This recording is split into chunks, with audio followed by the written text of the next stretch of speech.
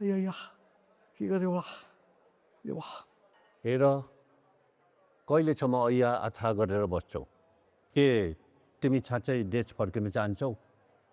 ए बाबा देश फर्किन को चाहँदैन म देश फर्किन चाहन्छु देशको माटोलाई टेक्न चाहन्छु माटोको गन्ध सुँघ्न चाहन्छु के गरे कसै फर्किने त्यसो हो भने एउटा कुरा के भने तिमीले देश छोडे पनि नेपाली हुनुको नाताले देशले तिमीलाई छोड्दैन कहाँ सोच्छु नि त्यसैले के गर भने हिजो त्यो चुनाव ताका जजलाई तिमीले टिकट दिएका थियौ तीमध्ये कुनै एउटालाई जहाजको टिकट माग अनि स्वदेश पड्क सुन्नुहोस् टिकटको कुरा ठुलो कुरा भएन नि त्यो वकिलले जानै मिल्दैन अहिले नजाऊ भनेको छ के गर्ने हेर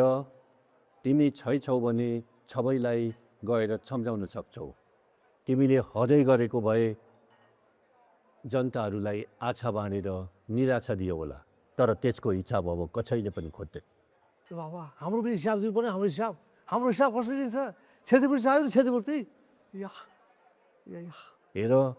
न्यु खोज्यौ भने तिमीलाई एयरपोर्टमा नै हत्करी लगाउला एउटा कुरा के भनेदेखि राजनीति गर्ने मान्छे जहिले पनि के भनेदेखि संयमित हुनुपर्छ कुरा के छ भनेदेखि कसरी संयमित हुने